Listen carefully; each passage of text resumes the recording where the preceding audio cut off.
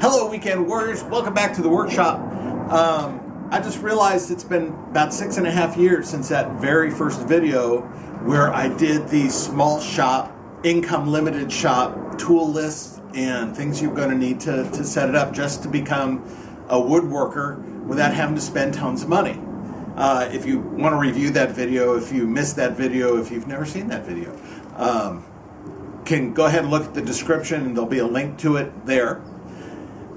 In that video, I did, like I said, I did a list of tools that I thought were essential for a startup woodworking shop that wasn't going to cost you a fortune. So anybody could start woodworking if they wanted to.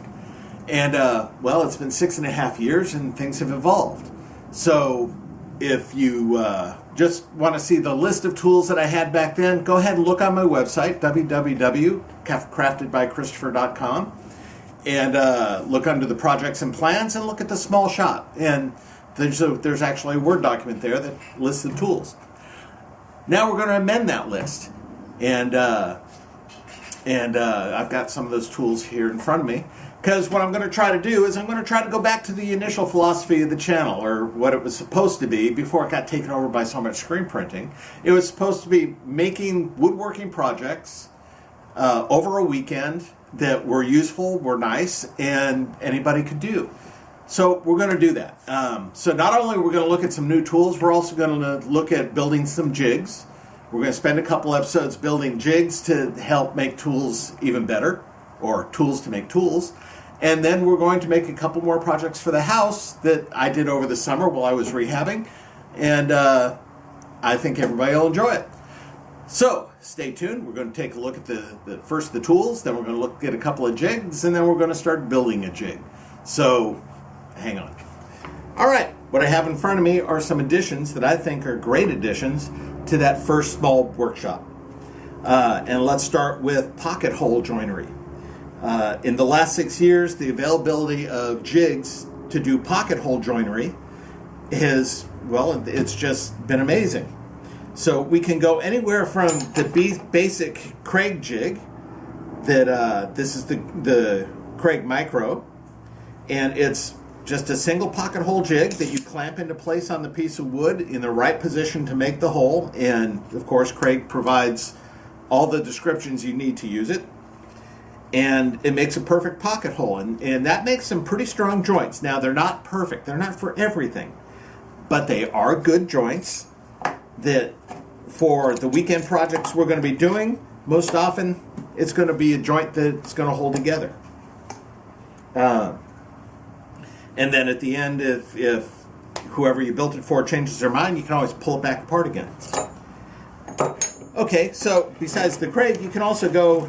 And Craig has from this little pocket hole jig here to something like this that is, you can mount to a piece of wood, and we'll do multiple sizes, multiple angles, clamp different sizes of wood into place. So instead of clamping the jig to the wood, you're clamping the wood to the jig.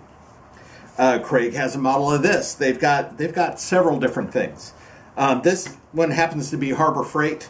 It ran about $65 when I picked it up. I think it still runs about $65. Whereas the Craig runs about $100, but Craig's American made. And it's real good quality. I'm not complaining at all about the Craig. Don't even think I'm complaining about Craig. It's just, for me, it was a matter of economics, what I could afford for my little shop. So, and this little guy here runs about $20. So there you go. If you're just starting out, this guy's going to get you where you need to be just as well as this guy will. It'll just take you a little bit more setup time. All right, now to go along with the Craig jig and doing pocket holes, having a screw gun or a drill with a clutch on it is pretty much imperative, because you don't ever want to over torque the screw and just strip out the hole. And in my initial list for tools, I said a corded drill. Well, let's update that, and let's go to a corded drill that has a clutch. And this is a Ryobi. I picked it up for about $40, And it is a clutch adjustable corded drill. So when I do kill my batteries in my cordless, I don't have to stop working. I just can plug in, and I still got the clutch system that I need to put things together without stripping out screws. So there's an amendment, just from a corded drill to a quarter drill with a clutch. Now, something I should have had in the initial list and I didn't was a hot glue gun. Believe it or not, hot glue is a great tack-up for putting things together that you're not necessarily using wood glue on, but you want to get them in place to put a nail or a screw in and not have to hold three things at once. A little dab of hot glue goes a long way to fixing a joint in place until you can get it more firmly secured. So, hot glue gun. And finally, vice grip pliers.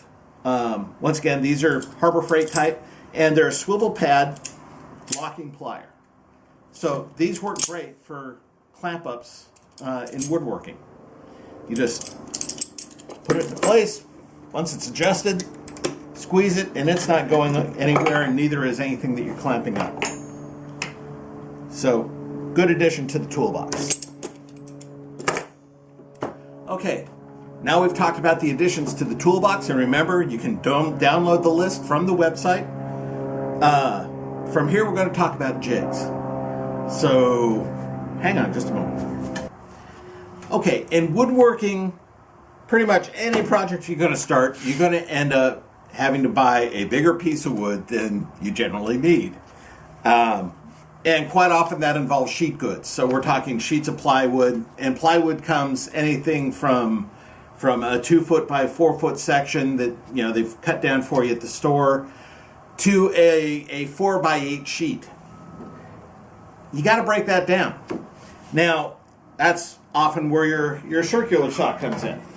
Okay, and to cut down a sheet of plywood with a circular saw, it's not a big deal. There's several methods. The simplest is to basically, I'm not going to cut anything here. I'm just going to. The simplest is to line up your saw with the line and carefully go ahead and cut along that line with your saw and hope you get a straight line. That is the basic. Now, you could use a straight edge, and to do that, you would have to measure the distance from the big part of your guard here, your base, to the inside tooth of your saw blade. Once you know that distance, you can offset a straight edge and clamp it down in place, and that way, when you cut, that straight edge is giving you a nice straight edge to cut against.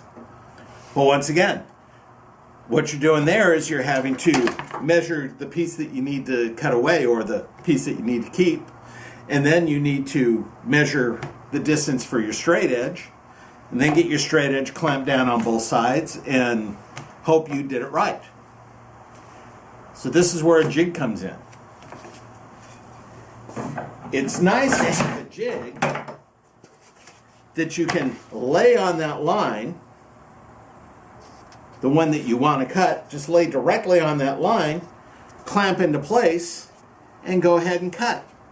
And that's what these kind of jigs are for. Basically what we do here with this kind of jig, or to make this kind of jig,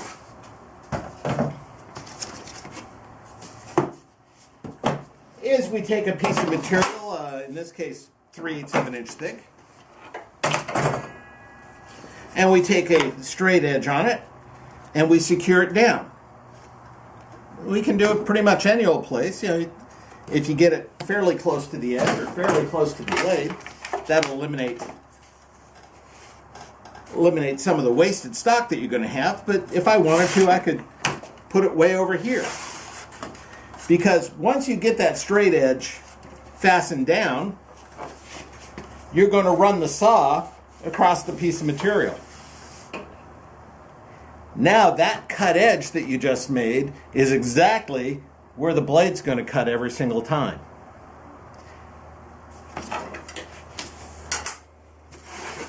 So, with this one that I made,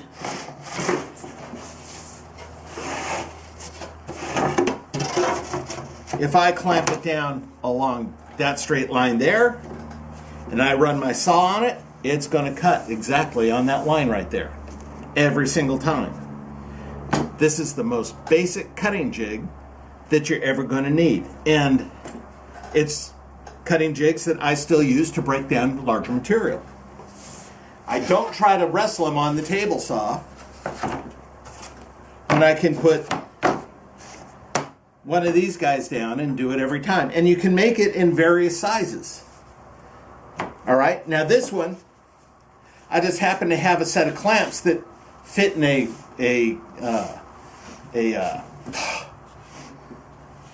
what kind of joint is that you put on drawers? Dovetail. It fits in a dovetail joint. So I made a dovetail joint along the middle, so I don't have to have anything out on the end. I can't put a dovetail on this one, so I've got an extra flap of material out that my clamps will go on, so they don't get in the way of the saw in any way. So it would be just clamping these down, of course, as close as I can there, and it'll allow me to run. So as I said, the most basic cutting jig that you can possibly make. It just takes a couple of pieces of wood. One of them just has to have a real straight edge on it. However, that doesn't work so well when you start talking little pieces of material like this. It's kind of hard to handle both jig and skinny material like this. So this is where another jig comes into play. This is a small material crosscut jig. And it is made still for using the skill saw or the circular saw.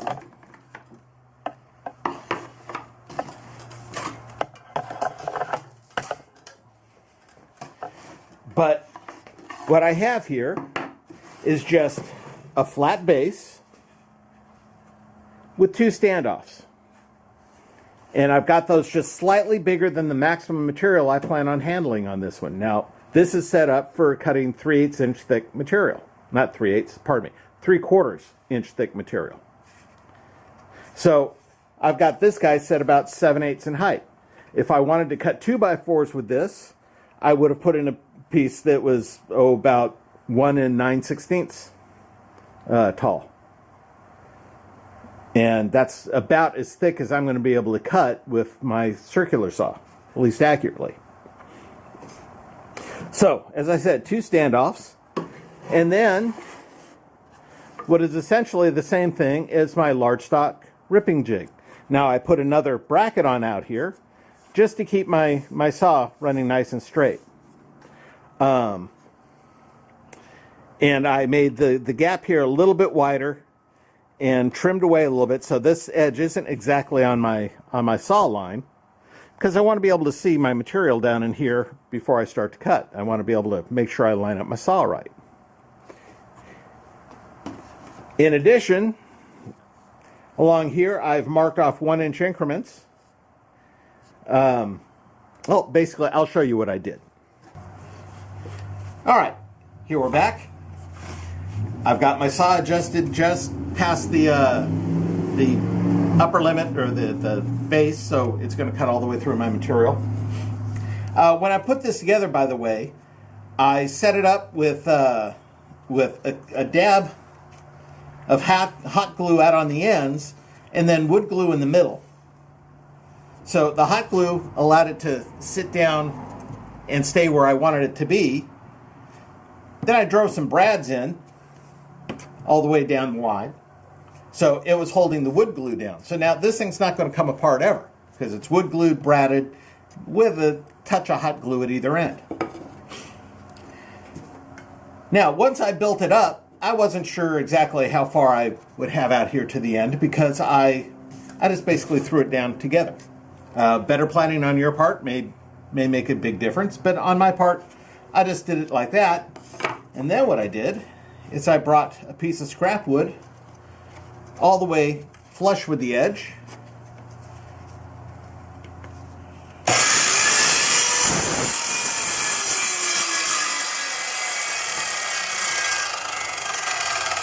Made my cut.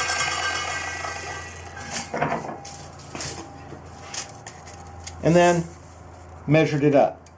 And my distance from my cutting point on the blade to this edge right here is 12.5 inches. Knowing that, I'm able to put a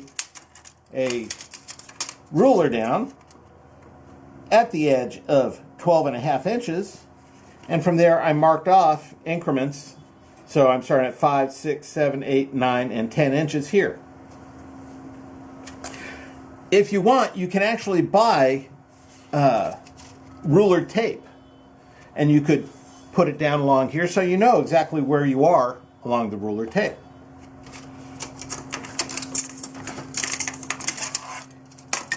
Now, what I haven't discussed yet is this piece I've got connected here. And basically what that's for is when I'm making longer cuts and I want repeatability, I got some place where I can clamp a lock block in place. Or in this case, let's see, what did I do with it? There it is. In this case, I'm just using a large L bracket that I clamp into place, and then from my measured point, I'm able to lock it down, and I can get repeatability every time I cut. So as an example, one of the projects we have coming up requires, let's see, 8 16-inch pieces and 8 19-inch pieces. So what I'm going to do is I'm going to come out here to my 12.5 point. I'm going to bring my my stop out here to 19 inches.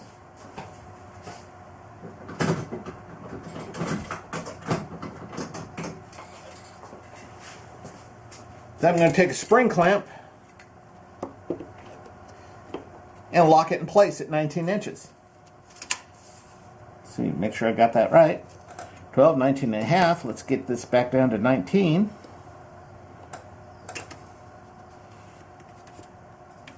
And that should give me a 19-inch piece.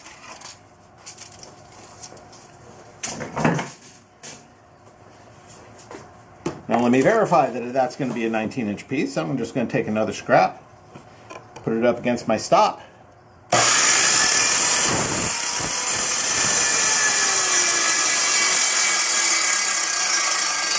And we'll measure that guy up.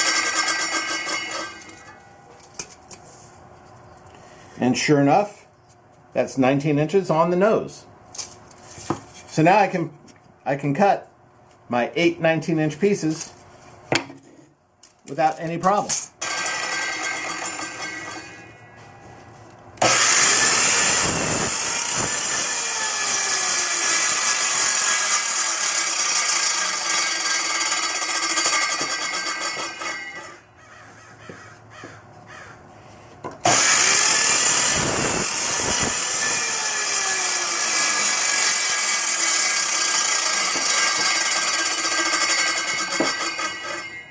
And so on. Now, if I wanted to measure, do something smaller, let me get a straight edge here real quick.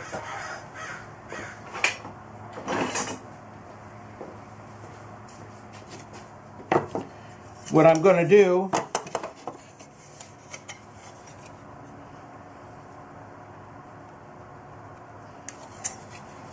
is say I want a 1-inch piece here.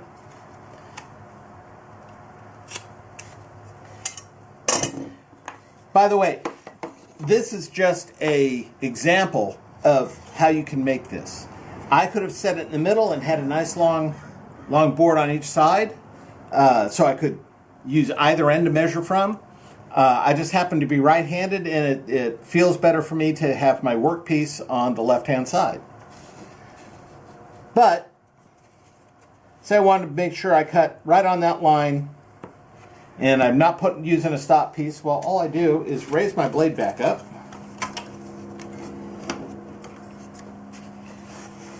bring it over the workpiece, viewing from the back, bring the blade back down again, and make sure that my tooth is hitting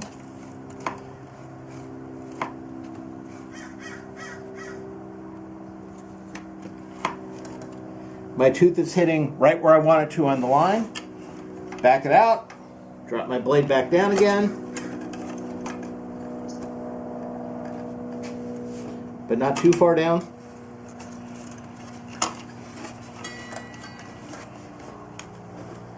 There we go, once again. And it